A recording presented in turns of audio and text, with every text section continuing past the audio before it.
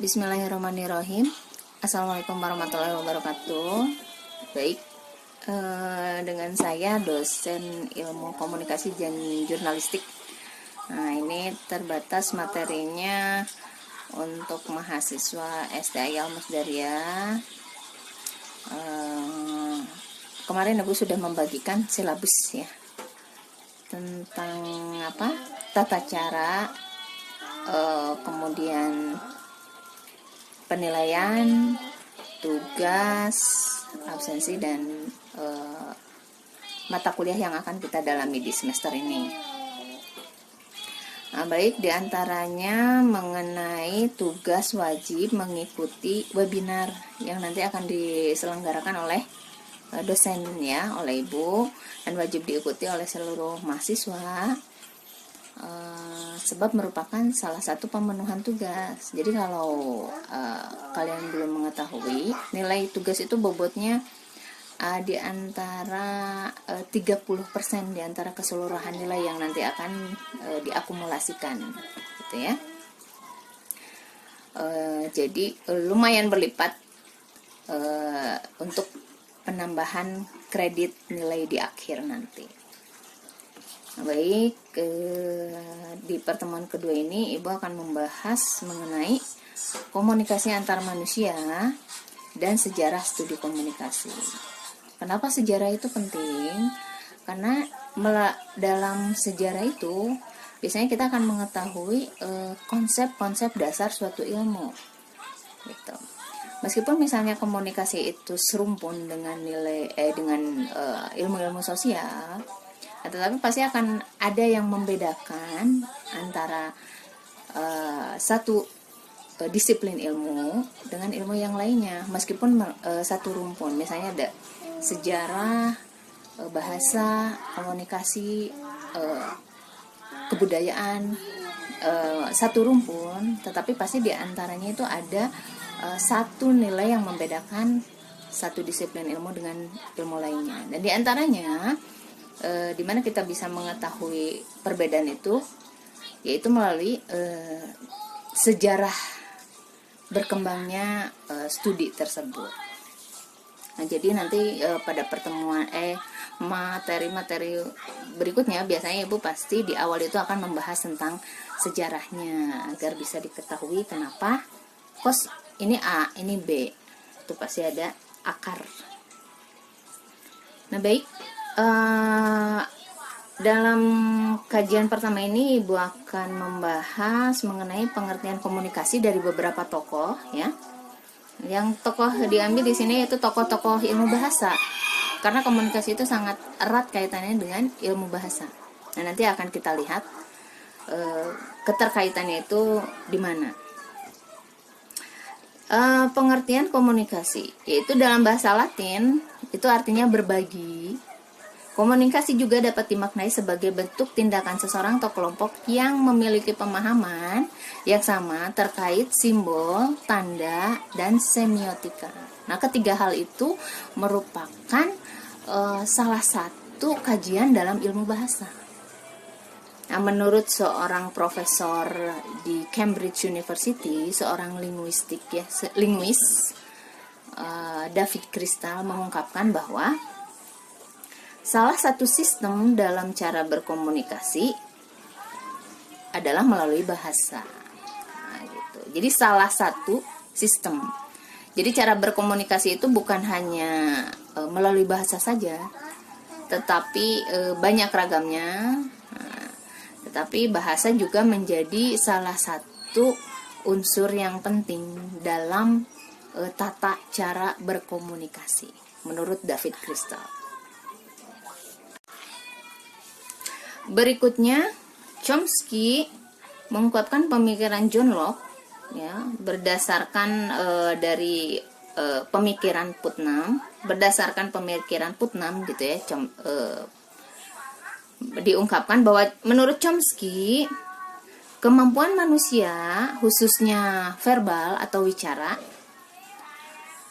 boleh jadi secara teoritis dapat dijelaskan secara terbatas. Nah, yang dimaksud terbatas ini mengacu pada struktur fungsional manusia. Jadi bahasa juga tidak bisa dipakai secara umum, sebab ini juga terkait dengan struktur fungsional. Ya, struktur fungsional itu jadi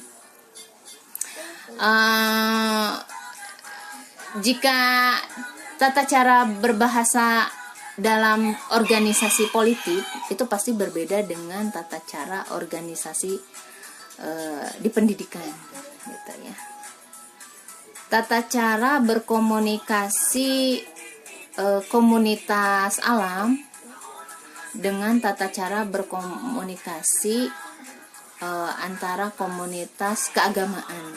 Nah, itu jadi sangat tergantung secara struktur fungsional tadi ya. Fungsinya itu bagaimana. Nah, penalaran Chomsky tersebut menyeratkan pemahaman jika bahasa merupakan sistem yang berdiri sendiri dalam fungsi manusia. Kemudian potensi kemampuannya terlepas dari fungsi biologisnya. Nah, ini harus pendalaman lagi ya, analisisnya nanti dijelaskan. Chomsky mengemukakan dua tesis ya, atau dua teori gitu ya. Dua teori komplementer yang saling melengkapi atas pemikiran Putnam, yaitu bahasa wicara dan ketiadaan makna. Postulat Chomsky menunjukkan eksistensi bahasa pada struktur fungsional manusia memiliki kekhususan. Nah, jadi bahasa wicara, verbal, dan ketiadaan makna, gitu ya, itu digarisbawahi Chomsky dalam segi fungsional tadi, gitu ya. Jadi pasti akan sangat berbeda antara cara berkomunikasi satu komunitas tertentu dengan komunitas lainnya. Dan bisa jadi ketika dua komunitas yang berbeda itu saling berkomunikasi, maka menurut Chomsky bisa jadi maknanya itu tidak sampai atau bahkan tidak terdapat makna dalam komunikasi tersebut disebabkan dari pemahaman simbol-simbol tertentu yang tidak dapat dibaca atau tidak dapat ditangkap oleh kelompok yang lain, gitu ya. Nah, jadi bahasa ini benar-benar sangat terbatas hanya bagi mereka yang mengerti. Tadi kalau menurut Kristal yaitu tanda, semiotika, dan simbol. Jadi hanya orang-orang yang mengerti tanda-tanda tersebut yang bisa membaca makna dari bahasa yang disampaikan oleh pihak lain. Misalnya, contohnya seseorang yang mengetahui persoalan A atau dua orang yang mengetahui persoalan A, ketika berada dalam lingkungan di luar dua orang itu tadi, misalnya ada 4 orang dan si dua yang mengetahui persoalan A ini, mereka sedang menunjuk pada objek tertentu. Biasanya itu yang salah satu hanya tinggal gitu ya, dan yang satunya lagi sudah mengerti ini menunjuknya, kayaknya sedang menunjuk seorang ini yang dimaksud. Nah, itu yang dimaksud dengan fungsional tadi, struktur fungsional bahasa itu ya. Berikutnya tadi tentang bahasa. Konsep manusia menurut Chomsky merupakan pemahaman akal sehat, individuasi, psikis, dan seterusnya yang merupakan dasar refleksi-refleksi, pandangan, dan perspektif-perspektif yang menjadi perhatiannya. Konsep tersebut juga berlaku dalam bahasa wicara. Jadi individu, manusia, atau seseorang, atau subjek, itu mereka hanya biasanya ingin mengerti hal-hal yang memang menarik perhatiannya. di luar itu semua kadang-kadang seorang kan tidak mau ambil pusing ya, atau mungkin kalau misalnya karakternya memang suka nyari tahu, kepo ya, mungkin itu penting. Tetapi ya itu tadi, memang ya penting itu berdasarkan pada ya yang menarik perhatiannya itu apa gitu, baru dia mengerti ini arahnya tuh bahasanya kemana gitu ya. Jadi menurut Chomsky itu konsep manusia itu merupakan akal sehat, individuasi, jadi benar-benar yang menurut dia itu penting, mungkin menurut orang lain gak penting, jadi sangat subjektif sekali. Dan pandangan-pandangan perspektif yang menjadi perhatiannya ini harus di garis bawah ya nanti dalam konsep berkomunikasi nanti ke kesananya ya. Konsep tersebut juga berlaku dalam bahasa wicara. Kompleksitas bahasa wicara menyamai runutan konsep manusia secara utuh. Dengan kata lain, kompleksitas bahasa dapat mencerminkan kompleksitas konsep manusia yang menunjuk pada seseorang. Nah, jadi inilah kenapa bahasa itu memang sangat erat kaitannya secara psikis, secara subjektif gitu ya dalam diri manusia, dan mereka hanya ingin mengetahui apa yang menjadi perhatiannya. Di luar itu dia tidak akan nyari tahu. Nah itu bahasa itu, jadi bahasa itu perkembangannya itu sangat erat terkait dengan keingintahuan seseorang. Nah, berikutnya menurut Chomsky terdapat sebuah konsep fundamental yang mirip dengan bahasa, yaitu prosedur generatif yang membentuk deskripsi struktural yang merupakan himpunan dari unsur fonetik. Nah, ini sangat kebahasaan sekali ya. Ini pengembangan dari ilmu bahasa. Fonetik, semantik, dan struktural yang disebut dengan language, bahasa. Ya. Penanaman sekaligus mengarahkan konsepsi bahasa bersifat internal, individual, dan intensional. Ini masih berkaitan dengan tadi perhatian-perhatian tertentu saja yang menarik perhatian seseorang. Maka dia akan mencari tahu melalui pemahaman bahasanya gitu ya. Mencari tahu apapun lah terkait dengan sesuatu yang menjadi pusat perhatiannya, dan biasanya dari situ pengembangan bahasa itu berkembang. E-language yang dikemukakan Chomsky mempertegas bahasa sebagai satu susunan struktural prosedural yang di dalamnya terdapat aturan atau gramatikal yang ketat. Nah, ini masuk ke dalam ilmu bahasa ya, gramatik.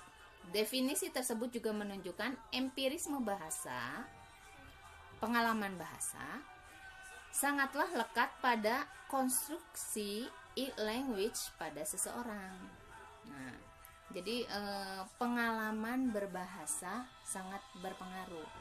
Misalnya diantaranya gini, orang yang banyak baca yakin pasti perbendaharaan katanya juga banyak dibanding orang yang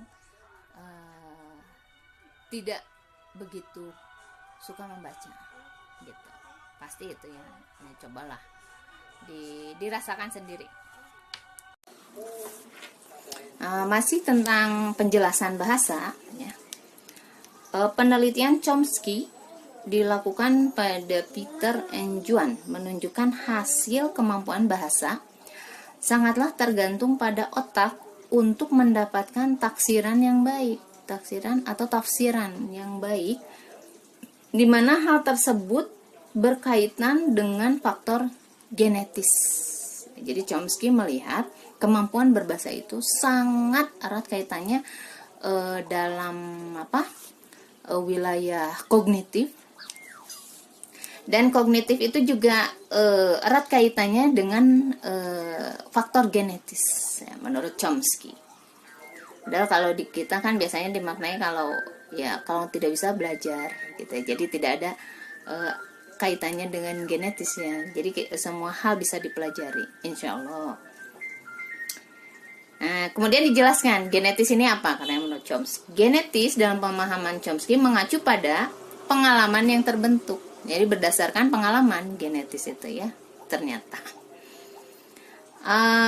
semakin banyak semakin berpengalaman seseorang, maka semakin dia menguasai. Semakin sering seseorang membaca, semakin mudah orang misalnya menangkap suatu makna dari sebuah teks gitu ya. Mencernanya semakin mudah. Semakin sering juga membaca, semakin mudah juga seseorang itu mengungkapkan pendapatnya gitu ya, karena kata-kata sudah otomatis ada dalam pikirannya karena dia sudah banyak membaca. Nah, jadi di sini pengalaman yang menjadi dasar atau acuan faktor genetis tadi menurut Chomsky.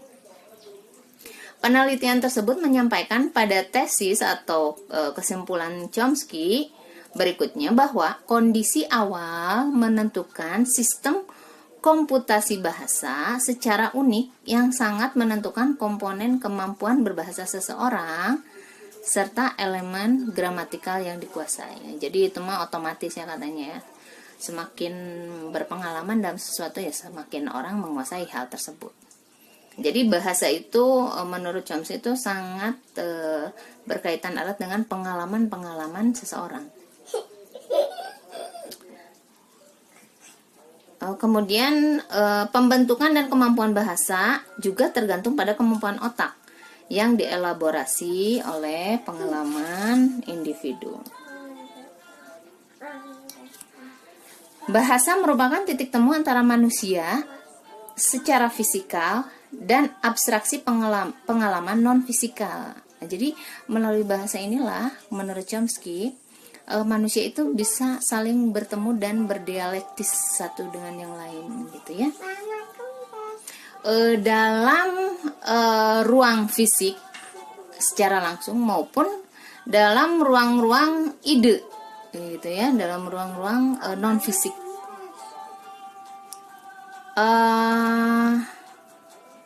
Penguasaan bahasa menjadi syarat utama terjalinnya komunikasi antar manusia. Nah, jadi kalau dalam pendidikan itu ya, anak usia dini,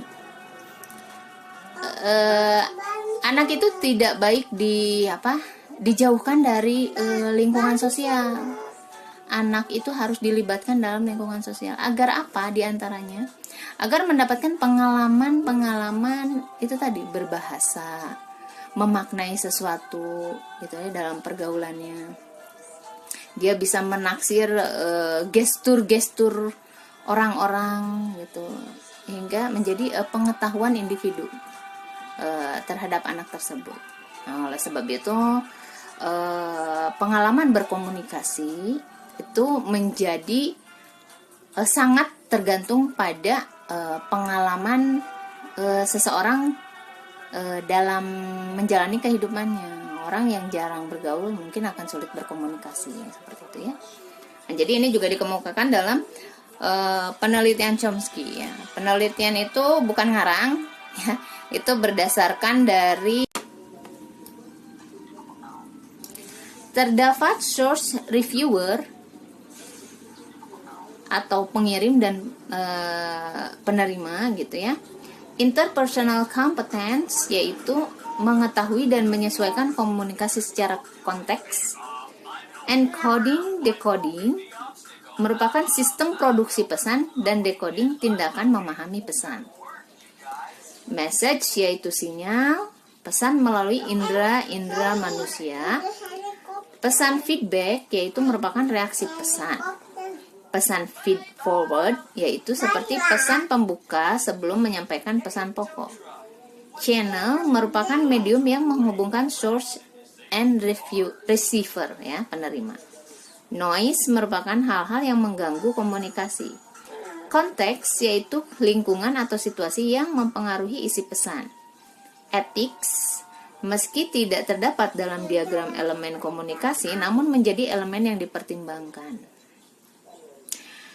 Elemen komunikasi antar pribadi menurut De Vito merujuk kepada semua sistem komunikasi manusia secara internal dan eksternal, sehingga terbentuklah ketergantungan yang dimaksud oleh De Vito. Nah, jadi hal-hal tadi yang disebutkan, source, reviewer, interpersonal competence, encoding, decoding, message, feedback, feed forward, noise, konteks.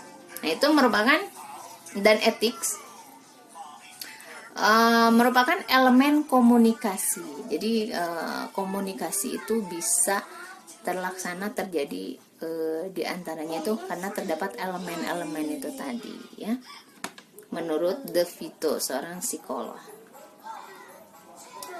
Kemudian kita masuk pada konteks kekinian. Komunikasi abad 21 sudah hampir secara total, meskipun tidak menyeluruh, mengubah paradigma komunikasi klasik. Nah, komunikasi tadi yang mungkin dimaksud oleh De Vito, ya. Di mana komunikasi hanya terjadi jika ada pertemuan atau tatap muka, atau via tulisan dengan cara berkirim pesan atau surat. Namun hari ini komunikasi justru dibangun dengan cara-cara yang surreal atau virtual, ya.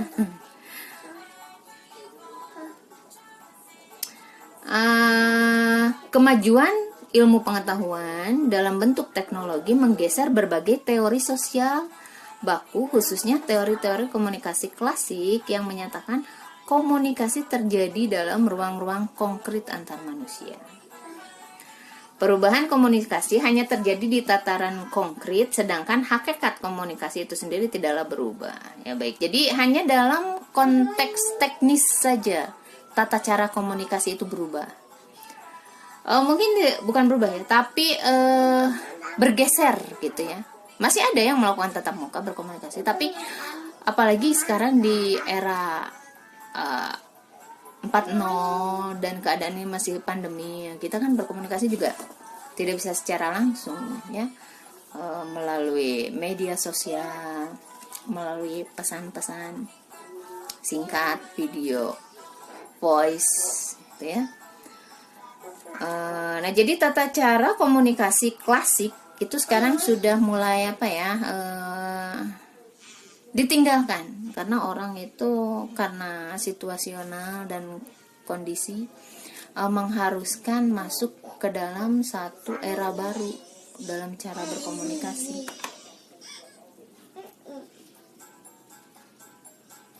Prinsip-prinsip komunikasi antar pribadi menurut De Vito: interpersonal communication is a transactional process. Nah, jadi komunikasi antar seseorang itu merupakan proses transaksional. Kemudian interpersonal communication is purposeful, to learn, to relate, to influence, to play, to help. Katanya komunikasi interpersonal juga itu menuju pada saling belajar, saling merelasikan atau menghubungkan, saling mempengaruhi. Nah, baik, tadi penelitian Chomsky itu dikemukakan bahwa pengalaman itu pentingnya. Jadi dan penelitian itu jangan dianggap remeh. Penelitian itu berdasarkan dari kajian real di lapangan, dan akhirnya si ilmuwan itu mengambil kesimpulan-kesimpulan. Di antaranya atas penelitian terhadap Juan dan siapa itu tadi, ya, Juan dan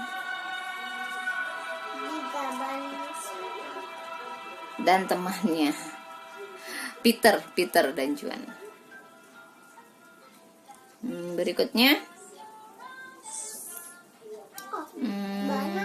menurut ahli psikologi, nah, kita potret juga ya menurut ahli psikologi.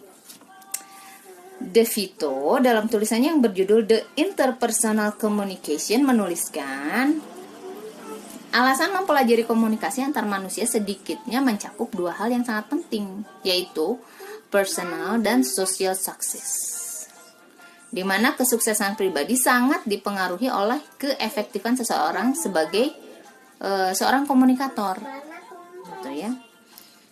Semua hubungan baik antar manusia kadang bisa rusak hanya karena masalah komunikasi. Nah, itu bukan suatu hal yang klise ya, itu semua orang juga tahu ya. Itu kali salah paham, nah, gitu ya. Padahal mungkin hal yang sepele tapi akhirnya jadi berbuntut panjang dan jadi merusak suatu hubungan yang baik. Professional success, di mana kemampuan berkomunikasi sangat berpengaruh terhadap kehidupan profesional seseorang. Nah, jadi bawaan komunikasi yang baik, atau misalnya secara teknisnya kita sebut seorang yang sopan santun gitu, selain kekuatan orang dalam gitu ya, akan bisa mengalahkan semua kriteria, misalnya ya, bawaan seseorang yang bisa berkomunikasi dengan baik. Komunikasi itu bukan saja tata cara berbicara, bahasa, tetapi juga gestur ya. Kan tadi disebutkan bahwa bahasa itu hanya salah satu tools atau instrumen dalam berkomunikasi, tetapi dalam berkomunikasi itu juga ada gestur, bagaimana kita bersikap, berperilaku yang sopan ya. Urgensitas kemampuan berkomunikasi yang elok wajib dimiliki setiap orang. Bahkan mungkin dapat dikatakan jika komunikasi merupakan kunci kesuksesan. Right ya. Menurut De Vito, beberapa mitos komunikasi antar pribadi yang diyakini sebagai potensi lahiriah yang tidak dapat dijadikan argumentasi penilaian seseorang yang mahir berkomunikasi. Misalnya, komunikasi merupakan bakat.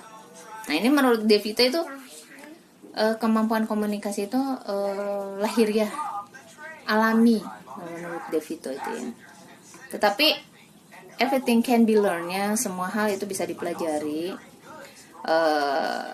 Tidak menutup kemungkinan seorang yang kaku jika belajar dan ingin berubah, ya bisa juga cair dan berkomunikasi dengan baik. Menurut De Vito, komunikasi antar pribadi adalah interaksi verbal dan nonverbal antara dua atau lebih orang ya, yang saling bergantung satu dengan yang lain.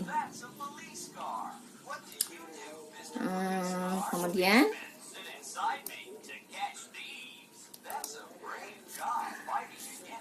dalam proses komunikasi, nah ini ya, dalam proses komunikasi kita akan membicarakan tentang komunikasi. Tadi bahasa sudah. De Vito melihat sebagai instrumen yang dibutuhkan antara seseorang dengan yang lain terkait dengan ketergantungan. Jadi seseorang itu berkomunikasi karena mereka itu saling bergantung satu dengan yang lain. Baik, tadi sampai to influence, saling mempengaruhi, to play, untuk bisa enjoy satu dengan yang lain, to help, dan saling membantu menurut De Vito. Interpersonal communication is ambigu gitu ya. Kadang-kadang kalau tidak kita tidak bisa menangkap maknanya, kan kadang-kadang ada pesannya itu ini sebenarnya ngomong apa sih, nggak jelas ambigu itu ya. Makanya disitulah pentingnya kita bisa tahu tanda, simbol, dan semiotik itu tadi ya dalam bahasa. Interpersonal relationship may be symmetrical or complementary. Hubungan interpersonal bisa jadi saling melengkapi. Kemudian interpersonal communication refers to content and relationship. Komunikasi interpersonal juga merujuk pada isi, konten, dan hubungan. Kemudian communication is a series of punctuate event.